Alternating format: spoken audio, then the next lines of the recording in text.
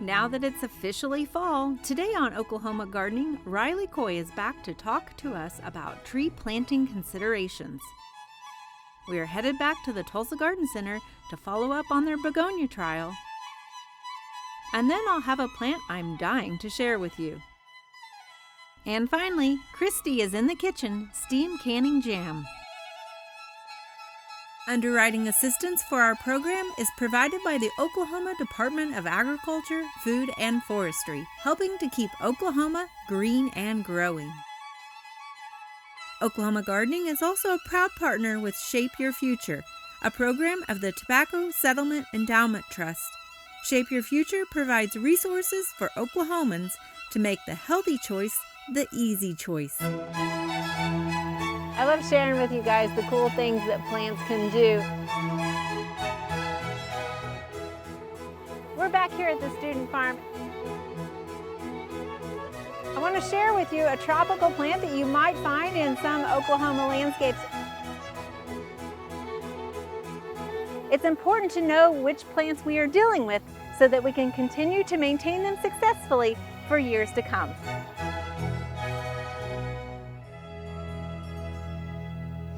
Today we're out in the garden and joined by Riley Coy with the Oklahoma Forestry Services. And Riley, help us to decide how to select the right tree for our landscape. Could you please? Absolutely. So you've decided that you want a tree, right? Right. It's not exactly like saying, I want this pretty flower, let's go stick it in the yard and see how it does. A tree is a commitment. It's a lifelong commitment. Trees have a much longer time scale than humans do. So you've got to consider your objectives before you even get anywhere to select a tree. And in some cases, they can be a little pricier up front to buy too. So Absolutely. You want to make sure you're investing well. Right. These are your resources, your hard-earned resources. Right. So, put a little bit of forethought into it before you go and select a tree. Okay, so what are some of the things that we need to consider? It's not just I like that one, right? Well, you need to consider, first and foremost, probably the size at maturity. Okay. If you're wanting something to shade your home, you're wanting something tall and big, maybe you've got utility lines overhead in your backyard, so you don't want the utility company having to come through and prune them in the future. Maybe you want something different than size. Maybe you're looking for fruit production. Maybe you're looking for fall foliage. Maybe you're looking for spring flowers. Okay. All of those are considerations that go into the first steps of choosing the proper tree for your location. Okay, and I know sometimes it's about how fast it will grow also, or even sometimes the debris. Some of the stuff's falling on us right now out here under Absolutely. these soapberries. Yeah, we're standing under a stand of soapberries right here, and they're in full bloom this time of year. And right now they're shedding their little flowers, so that's what you see kind of raining down on us. But no, unfortunately, a lot of people really want a fast-growing shade tree, and then they don't want it to drop anything. That's something you have to know, is that the faster a tree grows, the more brittle it is, the more it'll break and shed limbs under high winds and ice and things that we get in Oklahoma pretty often. So what are some of those fast-growing trees, but be mindful that they might break on us too?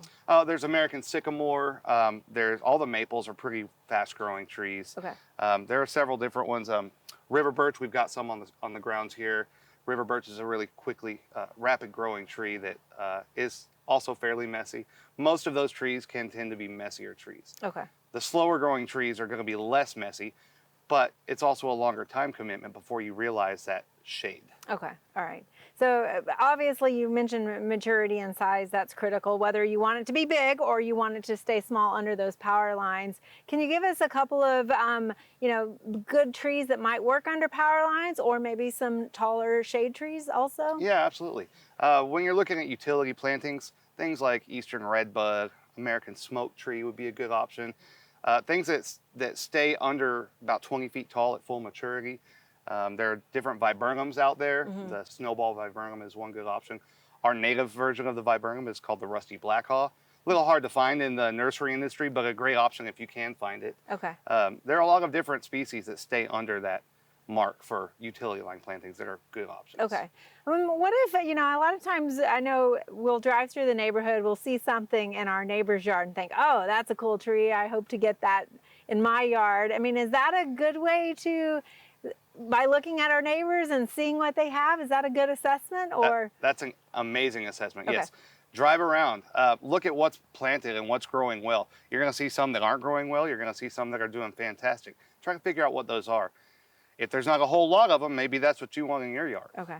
If there are a whole lot of them, for instance, Shumard oak. Shumard oak is a great tree for Oklahoma, but it's heavily planted. So maybe you like the look of a Shumard oak, but you want something different that's going to grow as well as a Shumard oak. So in the forestry industry, we talk about associated species a lot. So Shumard oaks naturally grow down by creeks, so they like a wetter type soil. Other trees that fit that same criteria are pecan, black walnut, all the sycamores, things like that. Bur oak is a great example of a white oak that's going to get really big at maturity, and it's going to fit the same criteria as the Shumard oak. Okay. So looking at those associated species can really help you narrow down the species that's right for your yard. Okay, and you mentioned a couple of nut varieties there too, which kind of can lead you into potentially if you wanted something that could produce for you, right? And whether that's for you or even for the wildlife potentially. Absolutely. Yeah, there are a lot of options. There are a lot of native options even for food producing trees. The American persimmon is a great option. Can be messy, you know, if you're not out there harvesting the fruit falls to the ground, can get a little stinky and attract some flies. But there are several of those options. The Mexican plum is a small statured tree that produces a great fruit. The pawpaw, North America's largest native fruit. Yeah. It kind of tastes like a mango and a banana. Awesome fruit. Small statured tree, goes great under power lines. Kind of needs a wet spot, a little dappled shade. If you've got that in your yard, grab you a couple of those. You're going to need 2 of them so that they can pollinate each other in order to realize the fruit, but that's a great option as well. Okay, and that kind of leads me to another thing. I think a lot of times we think trees full sun, but the pawpaw is a prime example of something that might need a little more of that understory or the edge of the canopy there, right? And so sometimes you have to take in your environmental conditions, whether that's soil or sun exposure as well. Absolutely. The pH of your soil is a right. big factor of it. If you want to grow a flowering dogwood in Tulsa, doesn't mean it's going to grow in Oklahoma City, even though we're in the same grow zone. Okay. And is that applicable also north to south in Oklahoma as well? A little bit, not quite as much. You know, southern magnolias not going to like our extreme winters in the northern fringes of the state, but they do great down south around Durant. Yeah. Other things like the escarpment live oak does great in the south. The further north you go, it has a little harder time because it does get colder up north. So you have to consider all that. North and south has some bearing to it, but east and west has a much larger bearing on whether a tree is going to work or not. Okay, all right. So it's a little bit more complicated than just going and picking your favorite tree at the nursery. At least go in kind of with your thoughts in mind about where this tree is going to go and maybe what are some of those prime qualities that you want to ensure that you have as an investment. Absolutely. A little bit of research on the front end of selecting your tree is going to pay dividends on the back end. Okay. And if you want to go deeper into it and learn more about it, you can always call your local forester with Oklahoma Forestry Services. You can call your local arborist, and you can call the OSU Extension office for your county. All of those people are going to have great suggestions. All right. Thank you so much for joining us today. Thank you for having me.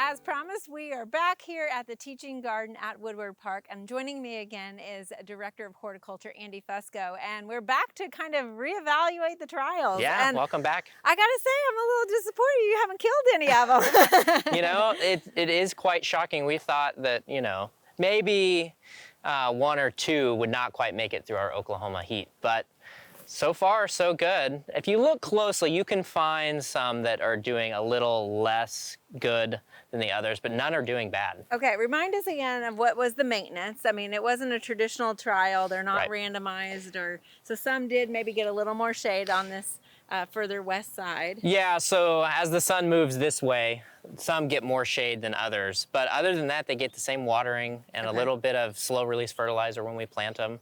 And other than that, they're treated like any other bedding plant that we have in the garden. Okay. And they've really taken off and been a huge showstopper this year. We've gotten so many questions about them. And I think, again, like we talked about earlier in the summer, is that most people think they know begonias until you see them all side by side, and there's really a lot of variety. And I know one of the ones that you mentioned last time, and I'm not going to hold you this against you, was at first you kind of like Top Hat, right?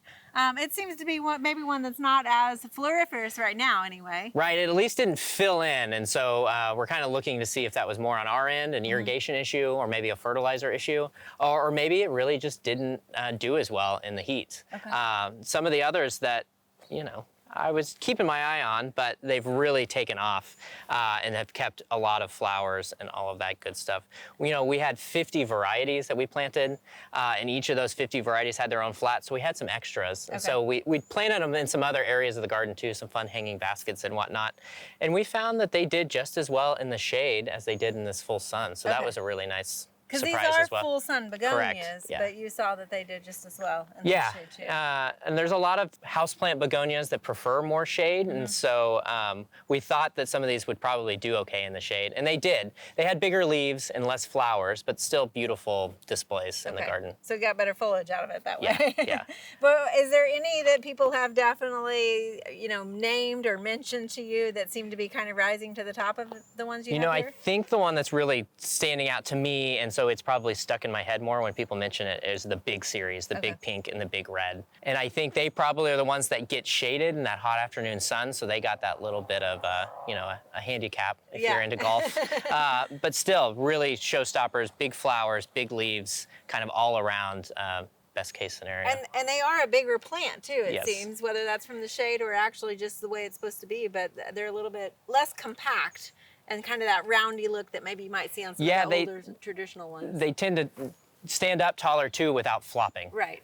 Because sometimes that's the problem with some of these tender perennials, is that they'll get tall, and then this time of year they get too heavy for their own good and they fall over, and nobody wants that either. Okay. So. Well, and I know sometimes they say leaf color kind of plays into how well they're going to do in the summertime. Yeah. Have you seen anything related to that? A little bit. Some of the varieties back here, I noticed that the bronze leaves did hold up in the heat a little better than the green varieties. But still, I don't think if they weren't side by side, I probably wouldn't have noticed that the green leaves are doing any worse. It's just when they're here and we're taking an extra magnifying glass on them that you can really tell the difference. Right. So you're not really going to go wrong with any of these. No, it doesn't you really look aren't. like. They are all doing fantastic. So you get to kind of basically really select what color and what leaf color you want, right? There's really something for everybody. I mean, you know, there's a Goldilocks plant for each of us, you know. Excellent. Great for customizing our garden. Thank you for sharing this, and it looks like you've done a beautiful job this summer. Yeah, and I hope you'll come back next year. We're already working on what we're going to do out here next year. It'll be a new variety of bedding plant and at least 15 more varieties. So. Any hints as to what it might be? Not begonias, something that is mildly hardy. Okay. So. All right, well, we'll stay tuned. Thank you so much, Andy.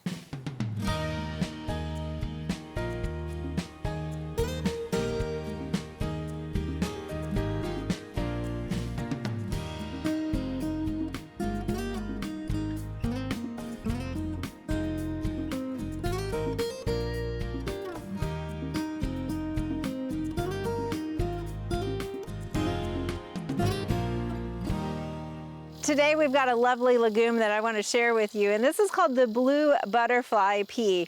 Now you can see that it is a legume because of those characteristics that legumes have of this pinnate leaf and then also that kind of sweet pea flower.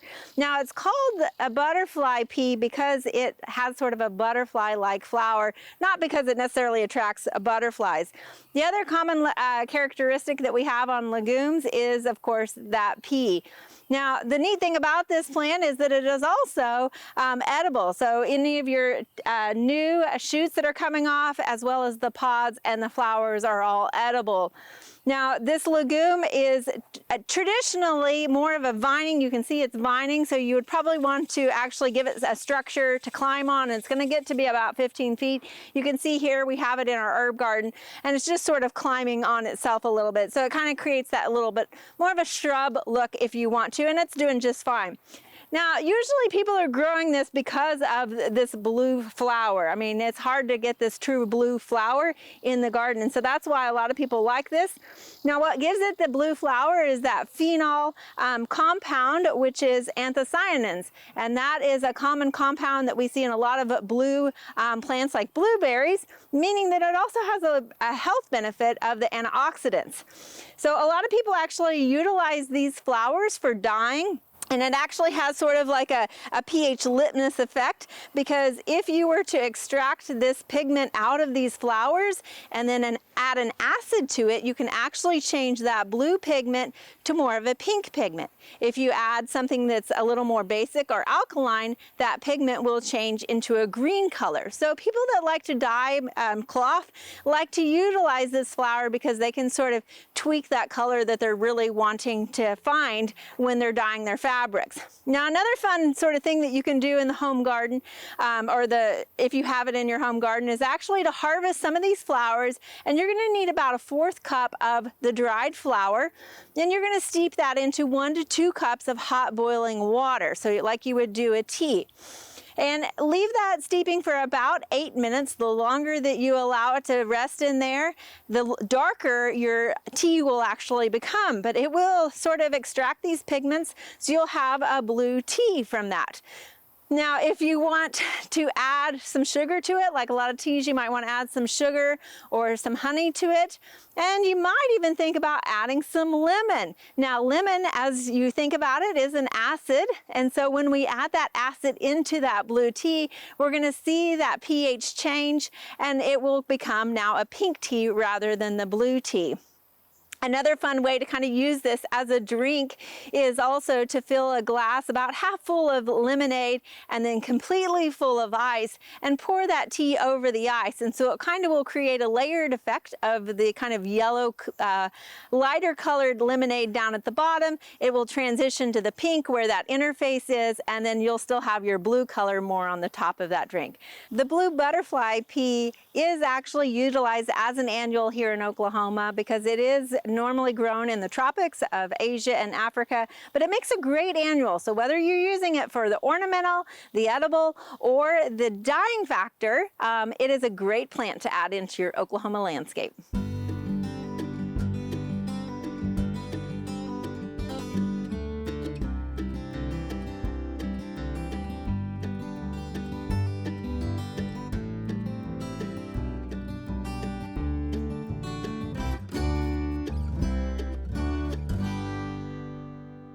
Today we'll be making a mixed berry jam using an atmospheric steam canner.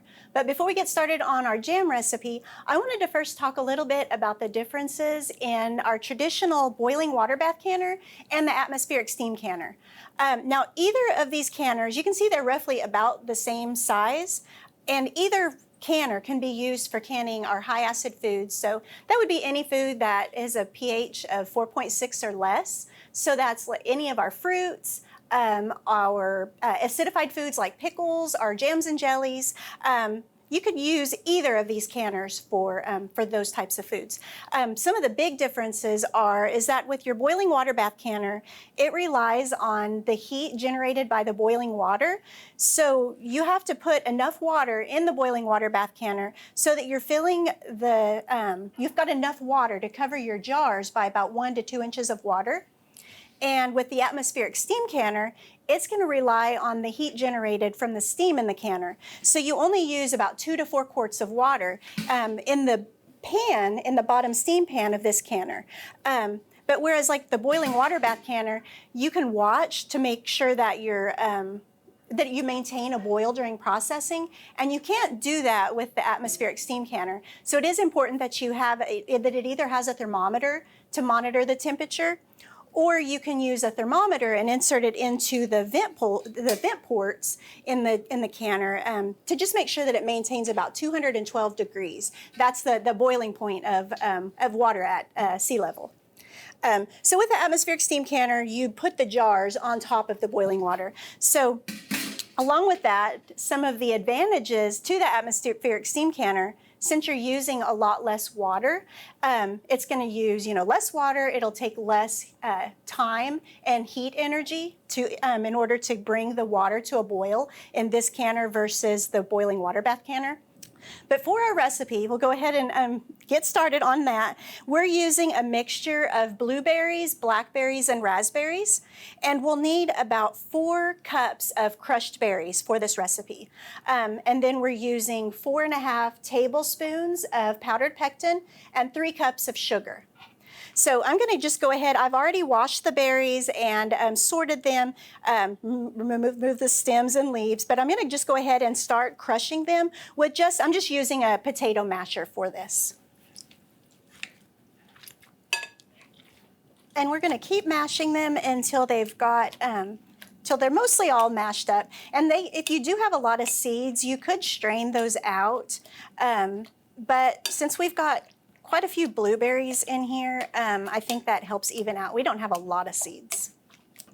Okay, and now that we've got those pretty well smashed, I'm going to take them to our cooking pot. And again, we need 4 cups of berries.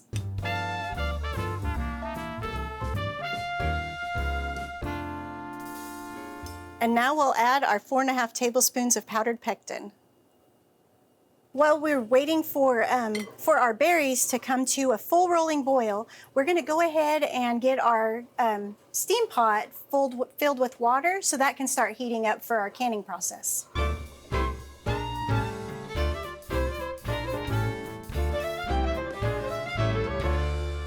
Okay, we'll add our sugar. We're going to add 3 cups of sugar to our berries and pectin mixture.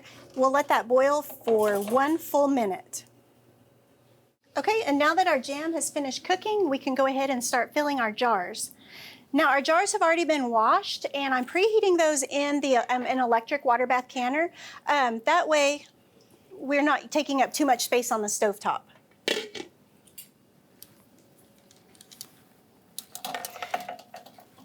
Now the electric water bath canner, you can use that for canning too. I always, if I'm not using that to can, I do think it's a great option because you can use it for things like this, like keeping your jars nice and hot. But now we'll go ahead and use our funnel and start scooping the jam into the jars.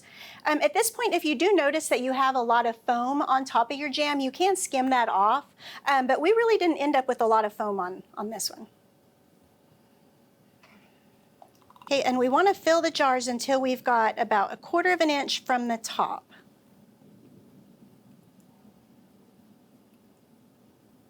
Okay, and then we can use a little plastic spatula to run it around the inside of the jar just to make sure that we don't have any air pockets in the jar.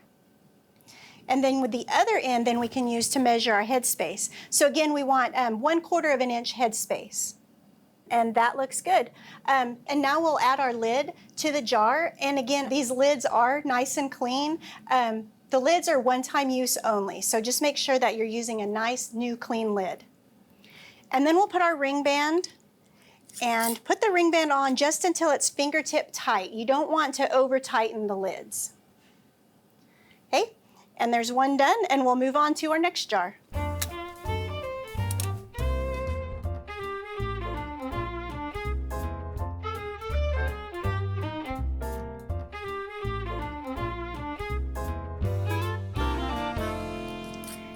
And then we'll put that lid on, and again, just fingertip tight. It's important to not over tighten the bands on the jars. So now we'll go ahead and start adding our jars to our canner. So we put the jars onto our preheated canner, and then we'll put the lid on, and we wait until we've got pure steam coming out the vent holes of the canner. Okay, now that we have steam venting from the canner, we'll go ahead and check the temperature inside the canner. We want to know that the temperature in the canner is at 212 degrees, plus or minus 1 degree Fahrenheit. And then that's when we start our processing time. And we'll process for 10 minutes. Now that our 10 minutes is up, we're going to go ahead and turn the heat off, and then we'll take the lid off of the canner. But now it's important when you remove the lid to angle it towards you so that the steam doesn't come right into your face. And then we'll just let the jars sit there for 5 minutes. Okay, so after 5 minutes, we can go ahead and remove all of the jars from the canner. And you need to set them somewhere where they'll be undisturbed for 12 to 24 hours. And it's important to not be tempted during this time to want to touch the jars or the lids or to check the seals. They need to sit and give them time to cool down and for the lids to seal. After 12 to 24 hours, that's when you can go through and check that they've got a good seal on them. One good way is just to make sure that if the lid looks concave, or if you press down on the jar with your fingertip, that shouldn't make any popping sounds. Also, after that time, you'll want to label your jars with the name of the jam and also the date that they were processed. That's really important so that you won't forget how long that jam has been in your pantry. I hope you'll give this recipe a try. It's the mixed berry jam using the atmospheric steam canner.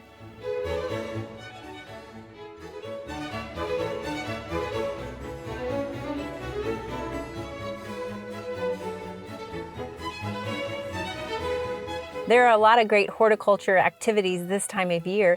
Be sure and consider some of these events in the weeks ahead.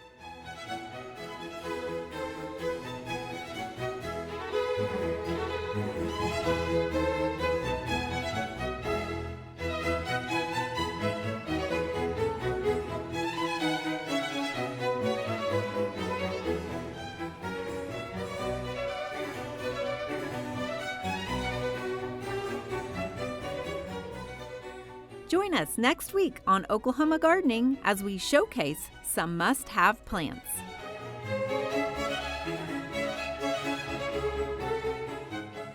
Is that what I'm saying? Is that what you're saying?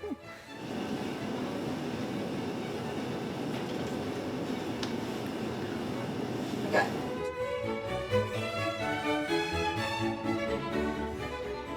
To find out more information about show topics as well as recipes, videos, articles, fact sheets, and other resources, including a directory of local extension offices, be sure to visit our website at oklahomagardening.okstate.edu. Join in on Facebook and Instagram. You can find this entire show and other recent shows as well as individual segments on our Oklahoma Gardening YouTube channel. Tune in to our OK Gardening Classics YouTube channel to watch segments from previous hosts. Oklahoma Gardening is produced by the Oklahoma Cooperative Extension Service as part of the Division of Agricultural Sciences and Natural Resources at Oklahoma State University.